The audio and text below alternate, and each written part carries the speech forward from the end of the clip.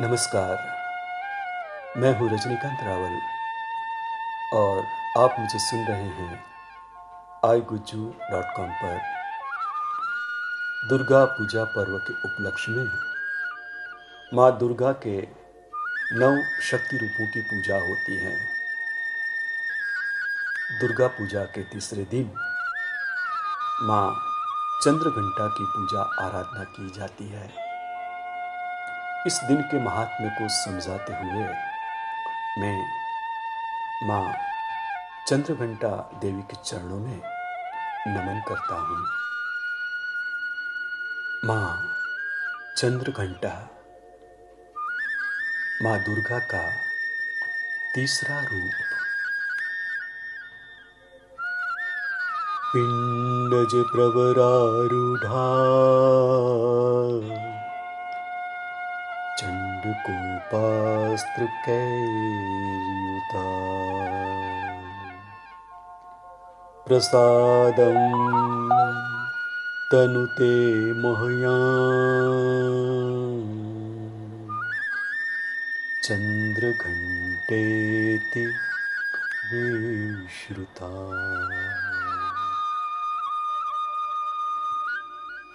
नवरात्रि के तीसरे दिन माँ दुर्गा की तीसरे शक्ति रूप चंद्रघंटा की पूजा और आराधना की जाती है।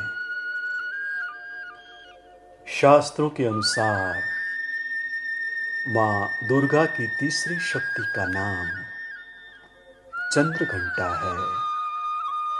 इनका यह रूप परम शांतिदायक और कल्याणकारी होता है। इनके मस्तक में एक घंटे के आकार का अर्ध चंद्र है। इसी कारण इन्हें चंद्रघंटा के नाम से जाना जाता है।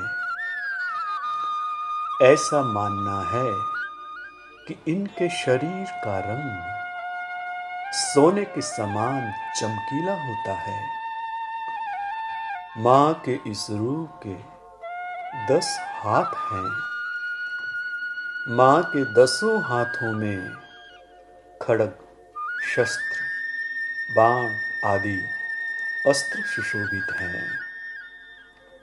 मां चंद्रघंटा का वाहन सिंह है। इस रूप में इनकी मुद्रा युद्ध के लिए तैयार रहने की होती है। मां चंद्रघंटा की पूजा का विधि। देवी चंद्रघंटा की भक्ति से उनके भक्तों को आत्मिक और आध्यात्मिक शक्ति प्राप्त होती है। मां के आशीर्वाद से भक्त संसार में यश, कीर्ति एवं सम्मान प्राप्त करता है। इनके घंटे की ध्वनि सदैव भक्तों की बाधा से रक्षा करती है। नवरात्रि के तीसरे दिन इनकी पूजा से कुंडलिनी जागृत करने हेतु स्वाधिष्ठान चक्र से एक चक्र आगे बढ़कर मणिपूरक चक्र का अभ्यास करते हैं। इस दिन उपासक का मन मणिपुर चक्र में प्रविष्ट होता है।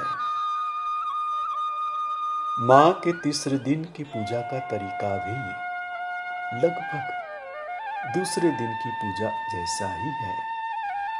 इस दिन उपासक सबसे पहले कलश और उसमें उपस्थित देवी देवता, योगिनियों, नवग्रहों, 10 दिक्पालों, तीर्थों तथा नगर देवता की पूजा आराधना करें।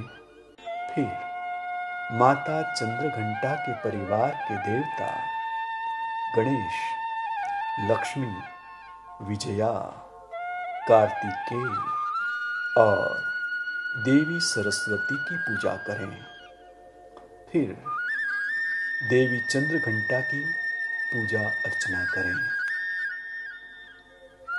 नवरात्रि की दुर्गा उपासना में तीसरे दिन की पूजा का अत्यधिक महत्व है।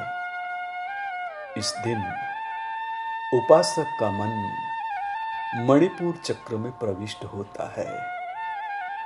ऐसा मानना है कि मां चंद्रघंटा की कृपा से उसे अलौकिक वस्तुओं के दर्शन होते हैं, दिव्य सुगंधियों का अनुभव होता है तथा विविध प्रकार की दिव्य ध्वनियां सुनाई देती हैं।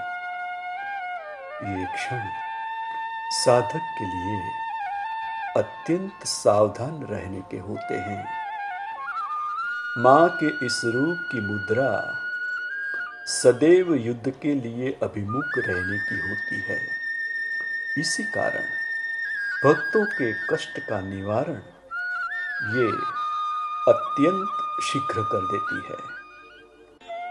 इनका उपासक सिंह की तरह पराक्रमी और निर्भय हो जाता है। इनके घंटे की ध्वनि सदा अपने भक्तों की प्रेत बाधा आदि से रक्षा करती है। इनका ध्यान करते ही शरणागत की रक्षा के लिए इस घंटे की ध्वनि निनादित हो उठती है। पापी और दुष्टों का दमन व विनाश करने में सदैव तत्पर रहने के बाद भी इनका स्वरूप दर्शक और आराधक के लिए अत्यंत शांत एवं सौम्यता से परिपूर्ण रहता है। इनकी आराधना से प्राप्त होने वाला एक बहुत बड़ा सद्गुण यह भी है कि साधक में सौम्यता एवं विनम्रता के साथ वीरता और निर्भयता का भी विकास होता है। उसके मुख, नेत्र तथा संपूर्ण काया में कांति गुण की वृद्धि होती है। स्वर में दिव्य और अलौकिक माधुर्य का समावेश हो जाता है।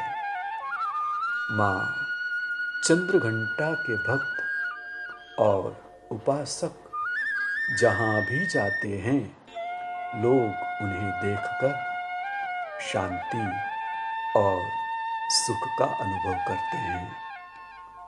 हमें निरंतर उनके पवित्र विग्रह को ध्यान में रखते हुए साधना की ओर अग्रसर होने का प्रयत्न करना चाहिए। उनका ध्यान हमारे इस लोक और परलोक दोनों के लिए परम कल्याणकारी और सद्गति देने वाला है। मां चंद्रघंटा को शत शत नमन अस्तु।